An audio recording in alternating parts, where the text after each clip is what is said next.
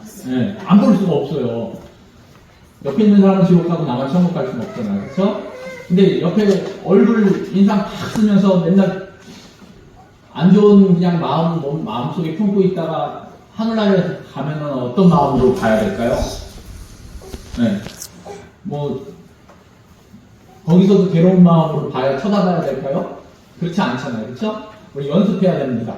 내 마음속에 혹 무거운 마음이 있으면 이 무거운 마음들이 다 가벼워지려 평안한 마음, 또 기쁜 마음, 감사하는 마음이 바뀔 수 있도록 하나님 그 마음 갖게 해주세요.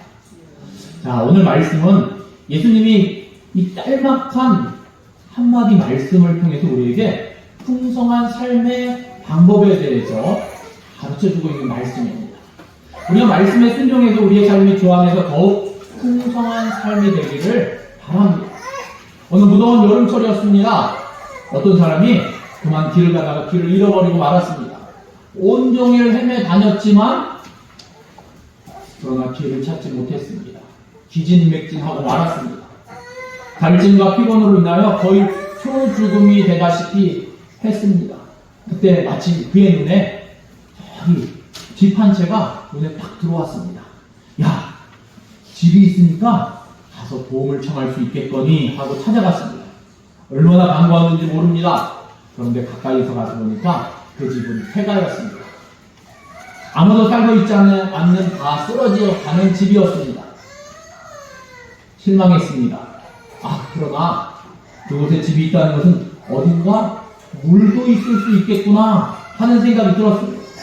아니나 다를까 한쪽이 곁에 새빨갛게 녹이 쓴 펌프 하나가 있었습니다. 그는 기대하는 마음으로 힘을 다해서 펌프질을 하기 시작했습니다. 여러분, 펌프질 해본 적 있습니까? 네, 쉽지 않습니다. 아무리 오랫동안 심건 펌프질을 해도 펌프에서는 이상한 소리만 들릴 뿐 물이 올라오지 않았습니다. 왜 물이 안 나와? 낙심하는 마음이 들었습니다. 어떡하지? 지쳐있는 마음 가운데 두리번 다시 한번 살펴보기 시작했습니다.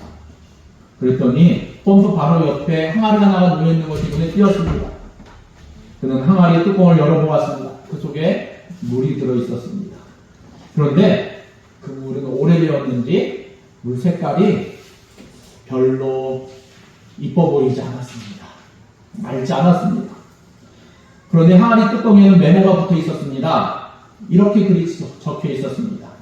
친구여, 여기 있는 물을 모두 펌프에 부어서 펌프질을 하십시오. 그리고 당신이 돌아갈 때 잊지 말고 반드시 이 항아리에 새물을 가득 채우고 가시오. 그 글을 읽고 나서 잠시 어떻게 할지 망설여졌습니다. 맑지도 않은 물을 그냥 들이켜서 갈증을 해결시킬 것인가, 아니면 이 메모지대로 물을 다 붓고 펌프질을 계속 할 것인가. 조금 고민이 되었습니다. 그러다가 결단을 했습니다. 미심쩍한 마음을 가지고 그래도 메모지의 글대로 한번 해보기로 마음먹었습니다. 항아리의 물을 모두 펌프에 넣고 계속 펌프질을 했습니다. 한참 펌프질을 했는데도 물이 잘 나오지 않았습니다. 후회가 들었습니다. 조금 맑진 않지만 그래도 갈증을 해결할 수 있을 것 같았는데, 이럴 줄 알았으면 차라리 썩은 물이라도 그냥 하면서, 그렇지만 어쩔 도리가 없이 그나마 열심히 펌프질을 했습니다. 투덜거리면서 했습니다. 그런데 느낌이 달라지기 시작합니다. 뭔가 묵직한 느낌이 들기 시작합니다. 그러더니 물이 한 방울 두 방울 떨어지기 시작하더니 조금 있다가 물이 콸콸콸 쏟아지기 시작합니다. 그는 시원한 생수로 가란 목을 축일 수 있었고 원기를 회복할 수 있었습니다. 그리고는 메모지에 있는 말대로 항아리에 시원한 생수로 가득 채웠습니다. 그리고 나중에 그는 메모지에다가 한 줄을 더 첨가했습니다. 친구여, 이 말을 믿으시오. 반드시 그대로 될 것이오. 얻기 전에 먼저 있는 것을 가감하게 주워버리시기 바랍니다. 그러면 풍성하게 얻게 될 것입니다. 사랑하는 성도 여러분, 풍성한 삶을 얻기를 원하십니까? 예수님은 말씀하셨습니다. 주라, 그리하면 너희에게 줄 것이니 곧 후이되어 누르고 흔들어 넘치도록 하여 너희에게 안겨주리라. 너희의 헤아리는 그 헤아림으로 너희도 헤아림을 도로 받을 것이니라 말씀하셨습니다. 여러분, 이스라엘 가면 사해라는 바다가 있습니다. 사람들은 그 바다를 죽은 바다라고 부릅니다. 왜 죽은 바다라고 합니까? 받기만 하고 줄 줄 모르기 때문입니다. 그래서 죽은 바다가 되었기 때문입니다. 그러나 그 위쪽에는 갈릴리 바다가 있습니다. 이 갈릴리 바다에는 얼마나 풍요로운지 물고기나 주변에 나무들이 서식하고 있습니다. 왜 그렇습니까? 물이 고이지 않고 계속해서 순환하기 때문입니다. 요단강을 통해서 계속해서 물을 내보낼 줄 알기 때문입니다. 우리의 삶이 죽음의 바다처럼 적막하고 무가치한 삶이 되지 않기를 바랍니다. 우리 모두의 삶은 갈릴리 바다처럼 늘 풍성한 축복의 삶이 되기를 바랍니다. 그렇다면 오늘 말씀 속에서 예수님이 말씀하신 이 풍성한 삶의 방법은 과연 무엇입니까? 첫째로 주라 말씀하고 계십니다. 주는 것이 풍성한 삶을 사는 방법이라는 것입니다. 갈릴리 바다처럼 주는 삶을 살면 우리가 얼마나 풍요로운 삶을 누릴 수 있는지 예수님은 우리에게 말씀하고 계십니다. 예수님은 우리에게 주라고 말씀하시면서 아무 조건도 덧붙여 주시지 않았습니다. 그럼 무슨 뜻입니까? 누구에게든지 주라는 말씀입니다. 스데반 집사는 성경에 나오는 사도행전 7장에 굉장한 스데반 집사는 아무 잘못이 없는데 억울하게 돌마다 죽었습니다. 그럼에도 불구하고 자기를 돌로 치는 원수들까지 용서해 주었습니다. 그 고통 속에서 스데반 집사의 얼굴은 천사처럼 환하게 빛났다고 성경은 증거하고 있습니다. 무슨 말입니까? 주는 자가 복을 받는 것입니다. 언제 줍니까? 있을 때만 주고 없을 때는 안 주는 것입니까? 아닙니다. 아무 때라도 주라는 것입니다. 없는데 어떻게 줍니까? 이 말씀은 내가 주고자 하는 마음이 있어야 한다는 것입니다. 베드로와 요한이 기도하기 위해서 하나님의 성전으로 올라가고 있었습니다. 그곳에서 태어나면서부터 안전뱅이가 된 자가 구걸하고 있었습니다. 그는 무언가 바라는 심정으로 베드로와 요한을 주목해 바라보았습니다. 그때 베드로가 소리쳐 외쳤습니다. 은과 금은 내게 없거니와 내게 있는 것을 너에게 주노니 곧 나사렛 예수 그리스도의 이름으로 명하노니 일어나 걸으라. 베드로가 외쳤을 때 기적이 나타났습니다. 그는 걷기도 하고 뛰기도 하고 하나님을 찬미했습니다. 하나님께 영광을 돌렸습니다. 언제든지 주고자 하는 마음, 이 주고자 하는 마음이 있는 곳에 풍요로운 역사가 나타나는 것입니다. 풍요로운 기적이 나타나는 것입니다. 어디에서 줍니까? 어디에서든지 주는 것입니다. 가정에서도 주는 삶을 살고 자기가 속한 생업이 있는 직장 가운데서도 주는 삶을 살아야 합니다. 학교에서도 주는 마음으로 살고 교회 안에서도 베푸는 마음, 주는 마음으로 살아갈 때 복 있는 사람이 되는 것입니다. 오늘 주일날이었습니다. 서로가 서로를 알지 못하는 두 사람이 처음으로 교회에 출석하게 되었습니다. 어느 교회 가든지 처음 분위기가 어떻습니까? 서먹서먹합니다. 아는 체 해주지 않습니다. 사실은 어떻게 보면 그럴 수밖에 없습니다. 서로 한 주간 떨어져 살다가 만났으니까 반가워서 안면이 있는 사람들끼리 더 깊은 대화를 하기 때문에 때로는 서먹서먹한 사람들은 그저 인사는 같지만은 서먹서먹할 수밖에 없습니다. 그러다 보니까 교회 처음 오는 사람을 보아도 그저 어떻습니까? 안녕하십니까? 잘 오셨습니다. 반갑습니다. 인사치레 말 정도만 하게 됩니다. 깊이 있는 대화는 하기가 쉽지 않습니다. 그래서 본의 아니게 어떻습니까? 규모가 있고 교인수가 많은 교회들은 분위기가 냉랭하다는 비난을 더 크게 받습니다. 이 처음 온 두 사람도 마찬가지였습니다. 분명히 자기들이 그 교회에 처음 출석했는데 아무도 아는 채를 해주지 않는 것입니다. 그래서 두 사람 가운데 한 사람은 이렇게 생각했습니다. 이 교회는 사람이 없구나, 맹랑하구나. 내가 다음 주에 한 번 더 출석해봐야지. 그래도 나를 아는 채 하는 사람이 없으면 에이, 따지고 다른 교회 가자. 이렇게 부정적인 생각을 했습니다. 그러나 다른 한 사람은 달랐습니다. 그는 긍정적인 생각을 했습니다. 이 교회 분위기가 좀 차분한 것 같아.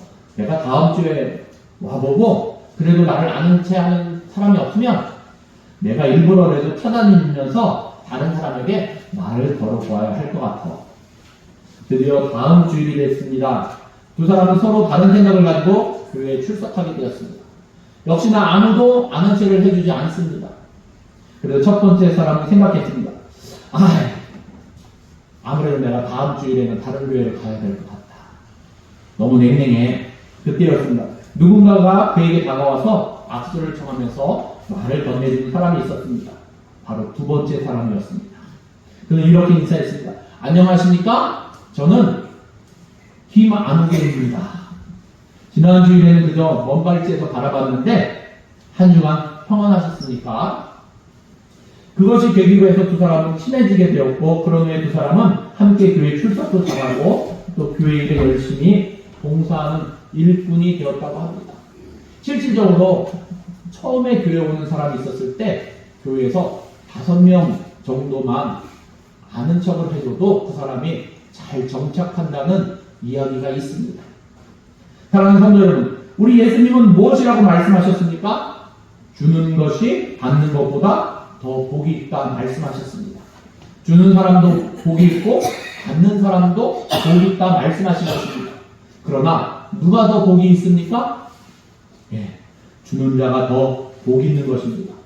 그러므로 언제나 어디서나 누구에게든지 줌으로 더 복받는 저와 여러분 되시기를 예수님의 이름으로 축원합니다. 둘째로 그리하면 너희에게 줄 것이니 라고 말씀하고 계십니다. 누가 주는 것입니다? 누가 주시는 것입니까? 하나님께서 좋은 것으로 주신다는 말씀입니다. 우리 하나님은 거짓말을 아니하십니다. 우리에게 빚지고 살지 아니하십니다. 반드시 갚아주십니다. 따라서 내가 누구에게 사랑을 베풀어 주었는데도 주어도 아무 소용이 없더라. 저분은 내가 뭔가 좀 베풀어 주면은 받는 맛도 있고 그래야 되는데 섭섭하네. 감사하다는 말도 없네. 적절한 반응을 보이지 않는다고 해서 사람에 대해서 섭섭할 필요가 없습니다. 여러분, 사람의 손이 큽니까? 하나님의 손이 큽니까? 여러분, 하나님의 손이 큽니까? 사람의 손이 큽니까? 제 손은 요만합니다. 네, 당연히 하나님의 손이 더 크십니다. 그러니까 하나님이 주시는 것이 더 좋을 수밖에 없고 더 크고 더 놀라운 것이 될 수 있는 것입니다. 사람에게서 보상받지 못했다고 해서 섭섭하게 생각할 필요가 없습니다. 우리 주님께서 더 좋은 것들로 주신다고 말씀하고 계시기 때문입니다. 갈라디아서 6장 9절 말씀입니다.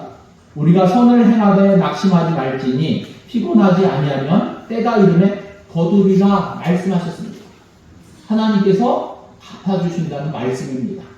주라 그리하면 너희에게 줄 것이니 하나님이 주시는 것입니다. 우리 하나님은 절대로 빚지고 살지 아니하시는 분이십니다. 미국의 가장 큰 부자, 19세기에 가장 큰 부자 하면 노펠러라는 사람이 있습니다. 지금도 노펠러 재단이 유명합니다. 세계 곳곳에 여러 가지 일들을 많이 하고 있기 때문에 잘 알려져 있습니다. 근데 이 노펠러라는 사람이 어렸을 때 결심을 했습니다.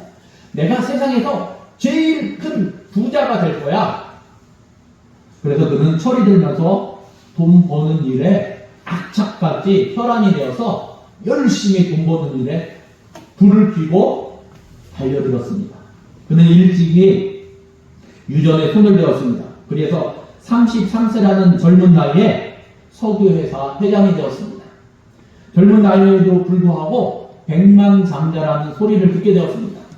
그리고 10년 후 43세에 미국에서 처음으로 세계에서 가장 큰 기업의 총수가 되었습니다.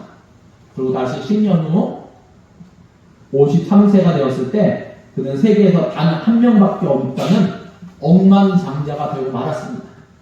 그의 소원대로 세계에서 가장 큰 부자가 되었던 것입니다.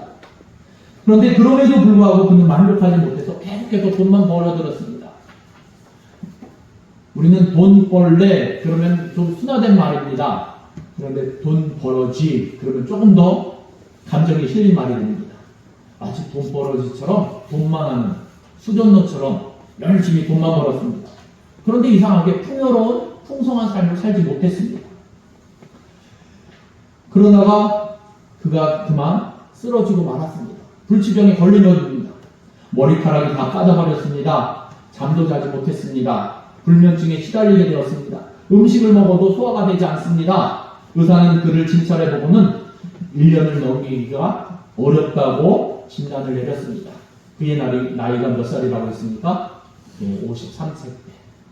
54세 때 이런 병을 발견하게 된 것입니다.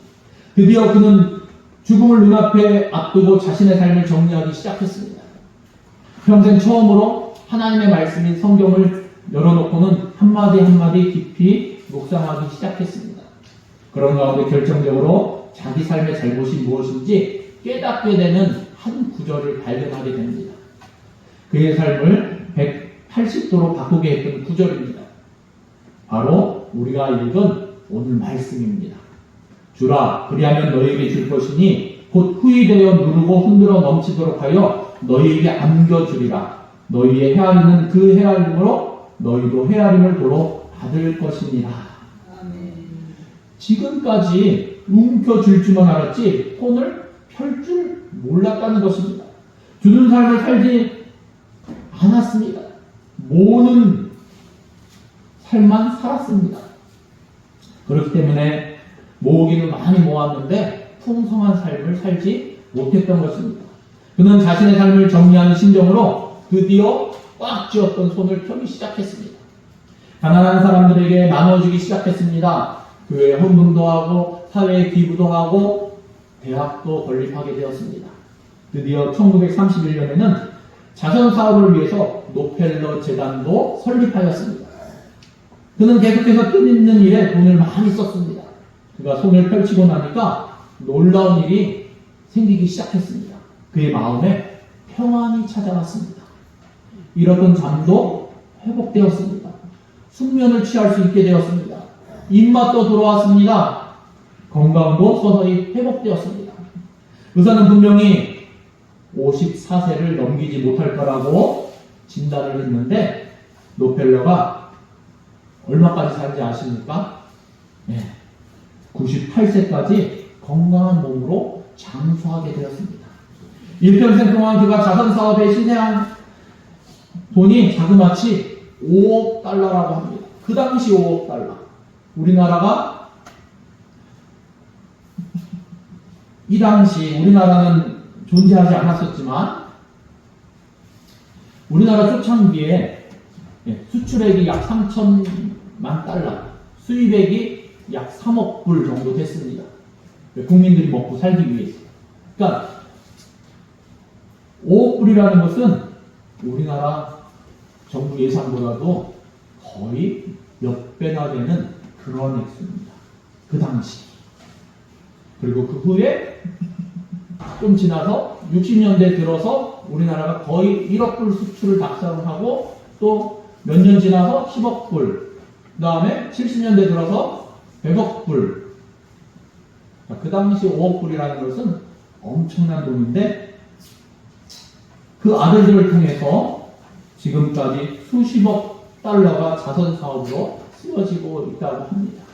사랑하는 성도 여러분, 우리 하나님은 신실하십니다. 무슨 모양이든지 누구를 통해서든지 하나님께서는 반드시 갚아주신다는 것입니다.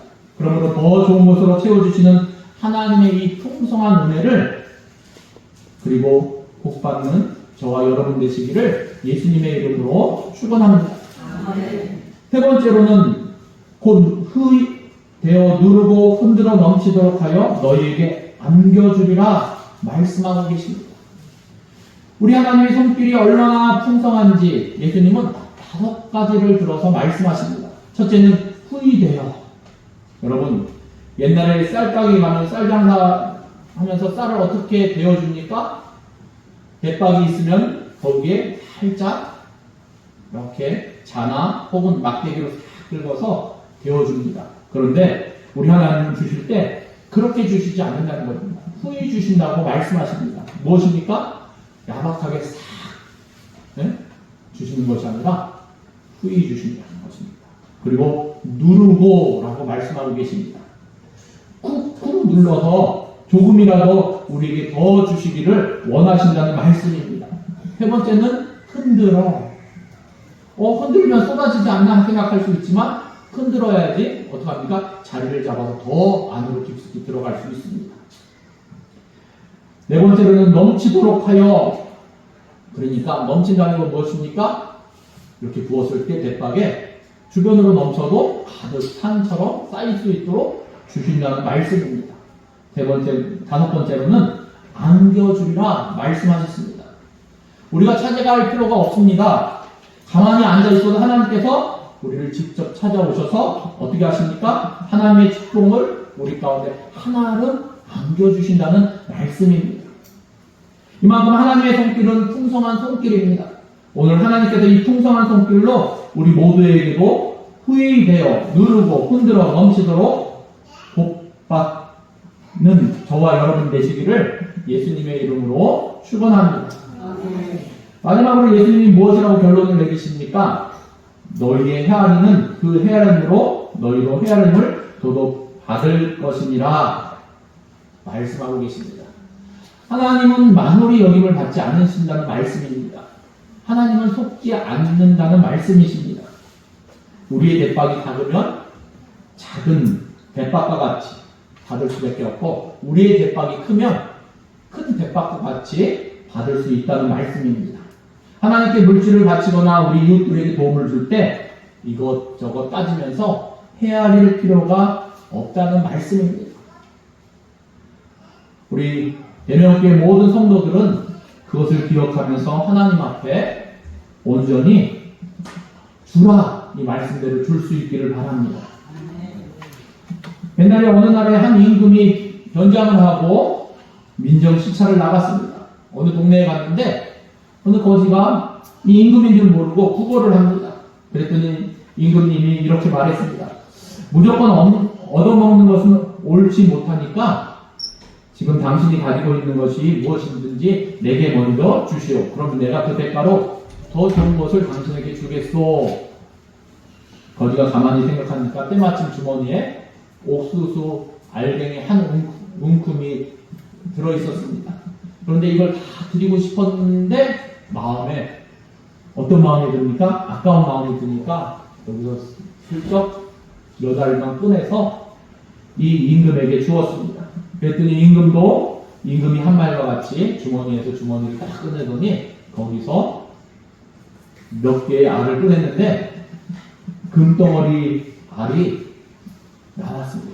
그 알갱이 준 만큼 몇 개의 알에 대비해서 임금이 큰 덩어리 알맹이를 그 거지에게 준 것입니다. 물론 거지가 받았을 때는 감사한 마음으로 받았을 것입니다. 그런데 속으로 얼마나 자신을 원망했겠습니까?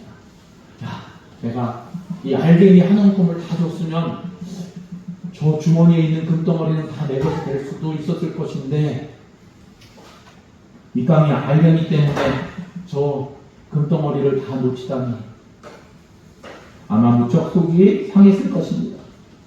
마찬가지입니다. 하나님은 만홀히 여김을 받지 아니하신다고 말씀하십니다. 우리가 무엇으로 심든지 그대로 거둔다고 성경은 말씀하십니다.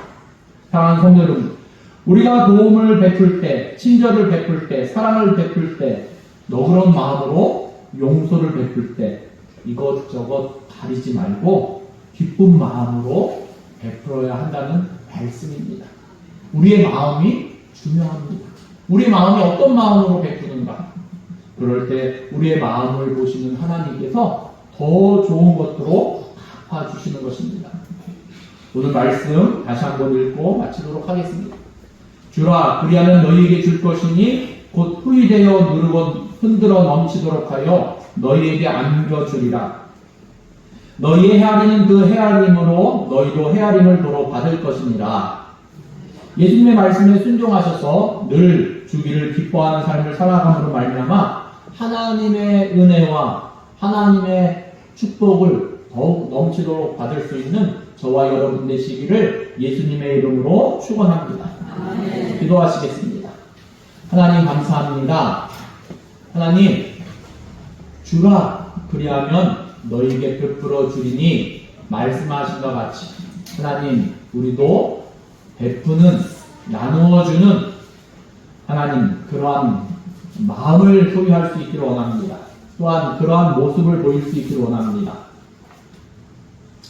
우리의 중심을 보시는 주님, 우리의 마음 가운데 기쁜 마음으로 때로는 우리의 시간을 줄 수 있기를 원하며 때로는 우리의 마음을 줄 수 있기를 원하며 때로는 내가 가진 것을 줄 수 있기를 원합니다. 하나님, 우리 마음 가운데 넉넉한 마음, 또 여유로운 마음들을 허락하여 주시어서 하나님, 내가 가진 것을 나눌 때 기쁨이 배가 되게 하시고 또 하나님 앞에 감사하는 마음 가지고 행할 수 있도록 하나님 함께하여 주시옵소서. 주님께서 더 좋은 것들로 채워주실 것들을 바라보며 누르고 넘치도록 채워주실 것들을 기대하며 예수님의 이름으로 기도드립니다. 아멘.